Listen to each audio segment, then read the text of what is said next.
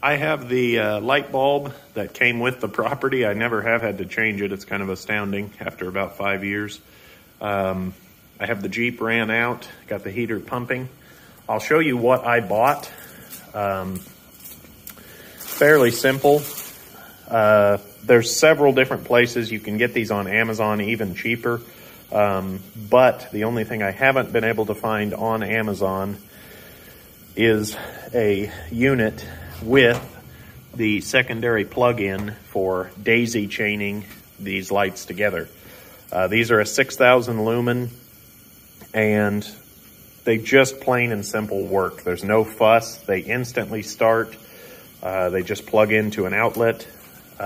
Anyone that wants to do this, my wiring, like I said, is a little rough, if you will, but light switch coming out of your breaker box, receptacle right above it, and then take a 10-foot extension cord. I don't know about you guys, but I don't like messing around with lights and electrical all day, every day. So this project should only take me about an hour altogether. I bought 4 of these lights, so that should give me plenty of work light in here. And I also cannot stand a light that hangs below a rafter or a truss, whatever you want to call it, that could get knocked around. Now, granted, this is just where I park my vehicle, but I'll take you around later in the video and show you all the shop applications that I have done over the years with these exact lights or an offshoot. These used to be Tool Shed brand. Now they're Real Work brand.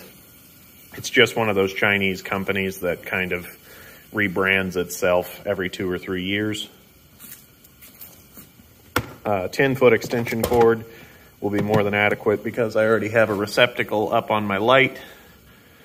And I bought this just in case I needed to run a new wire. I have Romax over there on the shelf.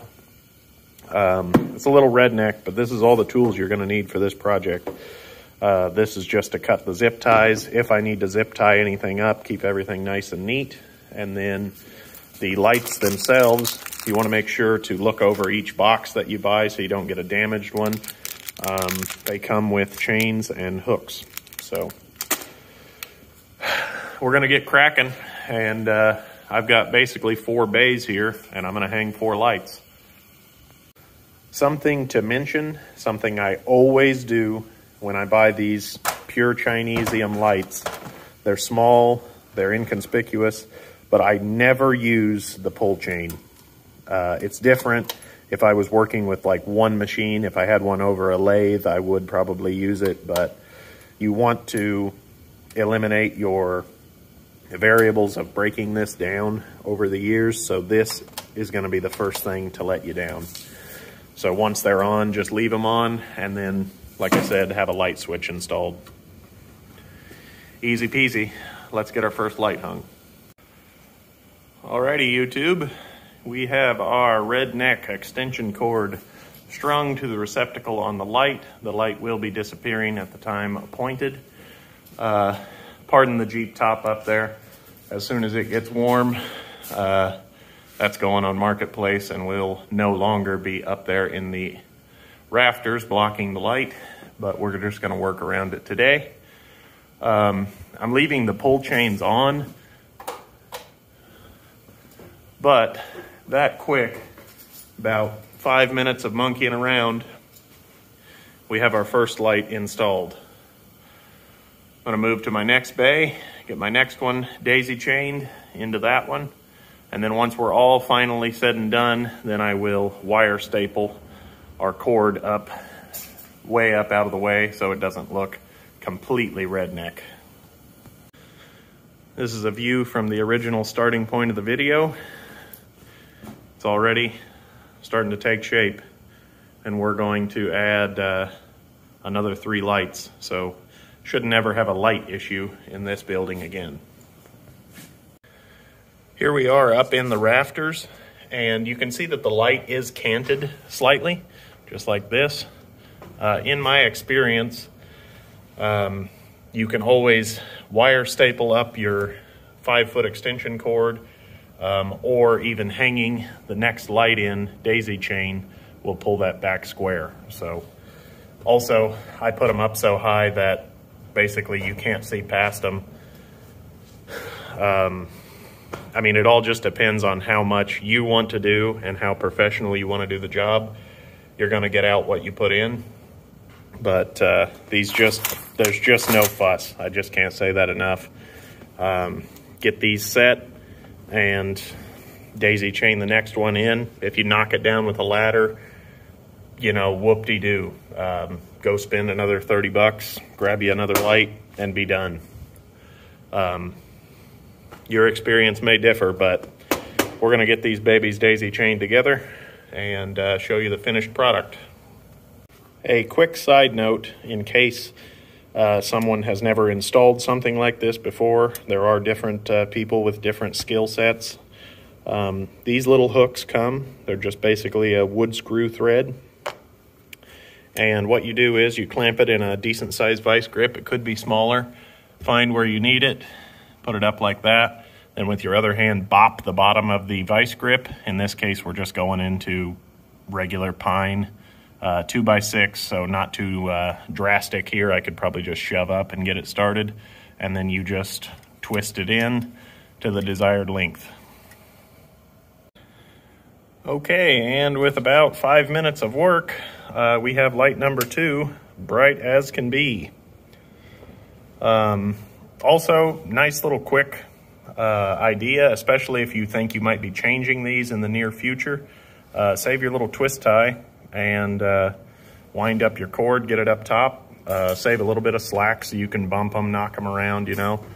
We're going to keep on trucking about halfway through the project. The thing that's going to take the longest is wire stapling up our extension cord all up along our rafters. That being said, of course, we'll want to do that with the extension cord unplugged so we don't knock through with a hammer and shock ourselves. But I like running the lights as I put them up. That way, if I do have a problem right away, I'm not at the end of the run, and then you flip the switch on and the first light, which will always be the last one you check, the plug-in isn't connected or something. Okay, out here at Charlie's shop, I just dropped off the Romax and the receptacle and cover and all that we need. So we can run his lights on this light switch, which runs right up to that box. He had that pre-installed when he built on this little garage area. Here you can see all the lighting that we get. We have our 300 combine project. That's the last one we have to resurrect. And our bulldozer project. And you can see these 10 lights pretty much take care of his entire building.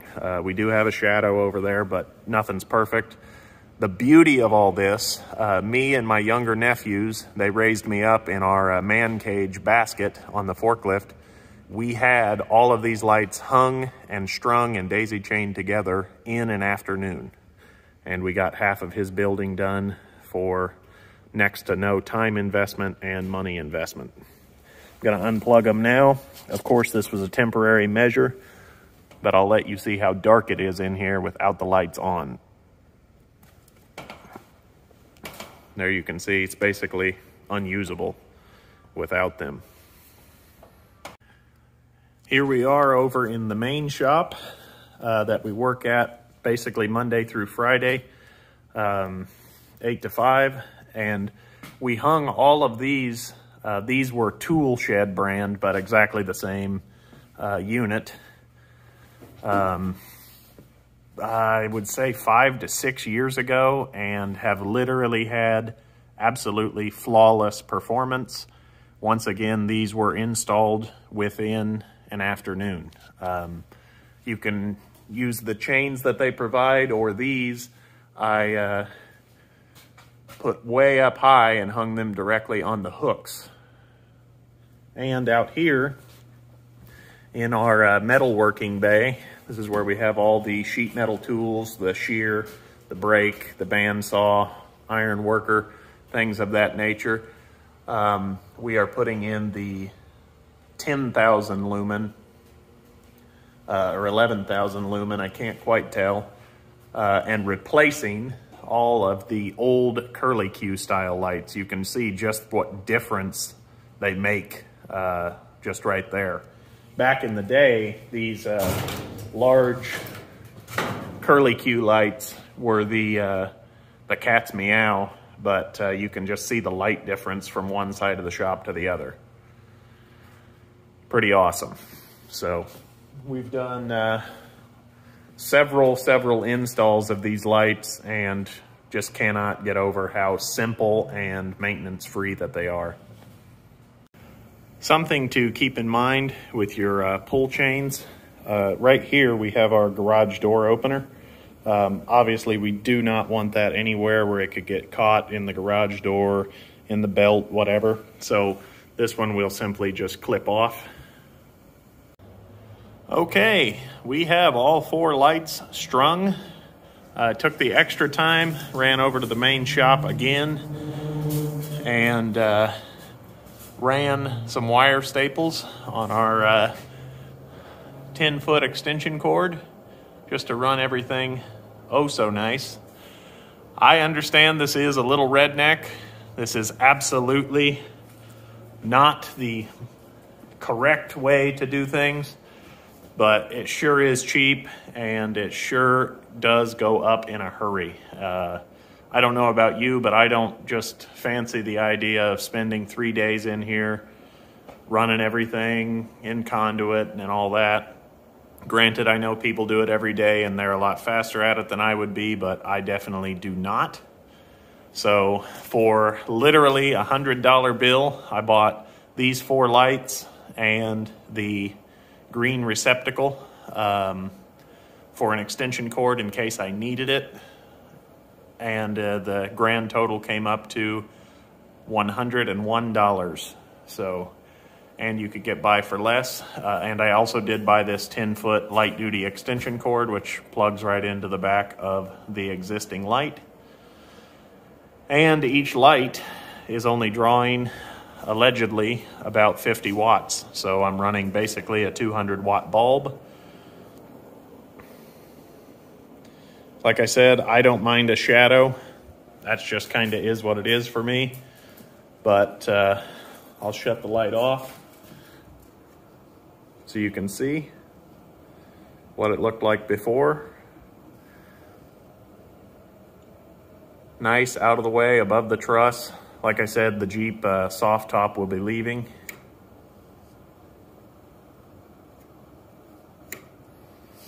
I don't know about you guys, but basically took me a couple of hours to go to the store, get everything bought, get them hung, get them daisy chained together.